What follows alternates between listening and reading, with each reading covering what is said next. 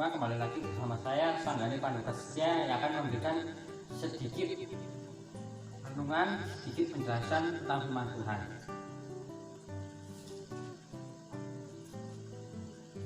Jika teman-teman tertarik dengan video ini, silakan kalian teman-teman subscribe, share, like, dan komen agar kita tahu bersama-sama dan semangat untuk memberitakan firman Tuhan ini. Tapi sebelum kita akan renungan, terlebih dahulu kita membaca dari Matius pasal yang ke-28 ayat yang ke-18 sampai yang ke-20. Yesus mendekati mereka dan berkata, "Kepadaku telah diberikan segala kuasa di surga dan di bumi. Karena itu pergilah, jadikanlah semua bangsa muridku dan baptislah mereka dalam nama Bapa, Anak dan Roh Kudus. Dan ajarkanlah mereka melakukan segala sesuatu yang telah kuperintahkan kepadamu. Dan ketahuilah, aku menyertai kamu senantiasa sampai akhir zaman." Yesus mengutus ke-12 murid-muridnya untuk pergi ke dunia memberitakan Injil. Seperti Thomas di India dan Petrus di Yerusalem, Paulus, Yohanes sampai di Patmos sehingga Yohanes dapat wahyu Allah. Petrus dari Yerusalem memberitakan Injil sampai ke Roma, kemudian mati dengan cara martir, disalibkan secara terbalik. Dan kemudian Thomas di India memberitakan sampai mati secara martir karena mereka percaya kepada firman Allah.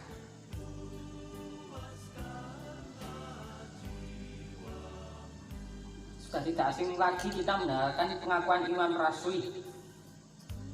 Pengakuan imam rasuli kadang disebut dengan kredo rasuli atau kredo para rasul, adalah salah satu kredo atau pengakuan yang secara luas dan diakui oleh gereja mula-mula dan gereja perdana. Pada gereja mula-mula, gereja perdana, dan gereja purba, para bapak-bapak gereja menyusun pengakuan imam rasuli sebagai dasar dalam ajaran kekristenan.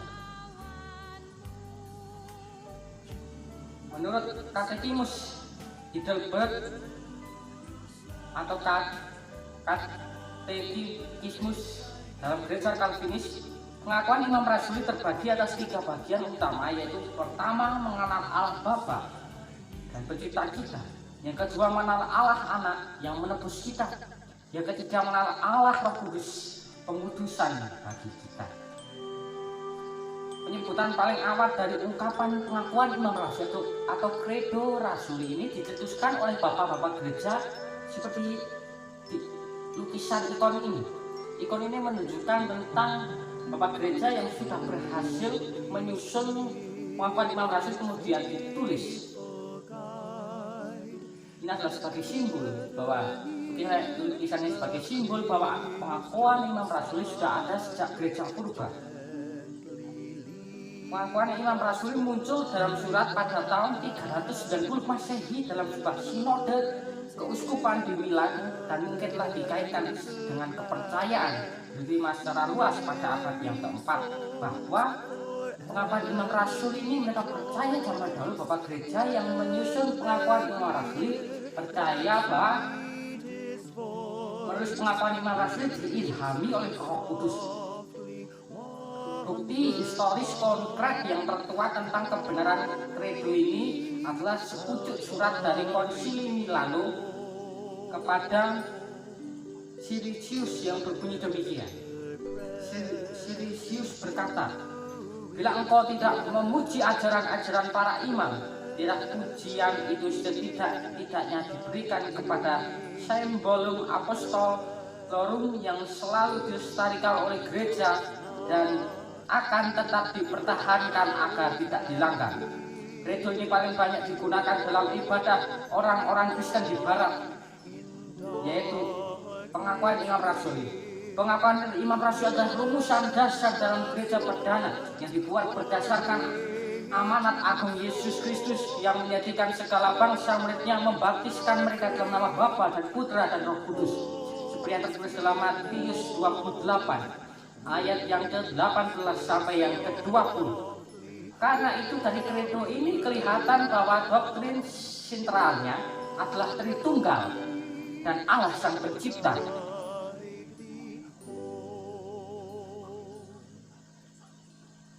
Pada masa ketika kebanyakan umat Kristen masih buta huruf, pengulangan secara lisan pengakuan Imam Rasul ini seiring dengan doa Bapa Kami dan 10 perintah Tuhan atau Dasatita yang membantu melestarikan, menyebarkan iman Kristiani dari gereja-gereja barat atau gereja-gereja para rasul.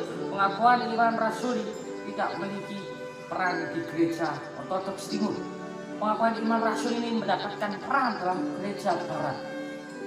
Seperti kita, gereja Calvinis termasuk dalam gereja barat. Namun pengakuan Imam Rasul ini tidak memiliki peran penting di dalam gereja timur atau gereja Ortodoks Timur. Versi tertulis yang paling awal kemungkinan adalah kredo tanya jawab Hippolytus sekitar 215 Masehi. Versi yang sekarang pertama kali ditemukan di dalam tulisan-tulisan Caesarius dari Arles yang wafat pada tahun 542. Pengakuan Imam Rasul ini rupanya digunakan sebagai ringkasan ajaran Kristen untuk calon-calon baptisan di gereja-gereja barat atau di gereja-gereja Roma. Oleh karena itu dikenal juga sebagai Symbolum Romanum, Roman simbol. Dalam versi Hippolytus, pengakuan iman ini diberikan dalam bentuk tanya dengan calon baptisan yang kemudian pengakuan bahwa mereka percaya tiap pernyataan. Pengakuan Imam Rasul ini adalah sebuah tradisi di dalam gereja yang patut kita lestarikan. Setiap minggu kita pasti akan mengucapkan pengakuan Imam Rasul. Karena jika kita tidak mengucapkan pengakuan Imam Rasul, kita akan rugi. Jika kita mendengarkan pengakuan Imam Rasul, pasti kita dapat membedakan mana ajaran yang salah dan yang benar. Seperti jika Anda mendengar seorang berkata memiliki ajaran bahwa Allah tidak pernah menciptakan dunia ini. Namun ketika kita setiap minggu mendengarkan pengakuan Imam Rasuli, kita jadi tahu, itu tidak benar. Karena dalam pengakuan Imam Rasuli, aku percaya kepada Allah Bapa yang Maha Kuasa, kali langit dan bumi. Itulah sebabnya pengakuan Imam Rasuli ini sangat penting dalam kehidupan gereja. Lukisan ini menyimbolkan kemenangan bapak-bapak gereja melawan ajaran-ajaran sesat, sehingga bapak-bapak gereja ini mencetuskan pengakuan Imam Rasul ini sebagai ajaran yang sah, yang telah diturunkan dari gereja-gereja perdana, dari gereja-gereja yang rasulnya.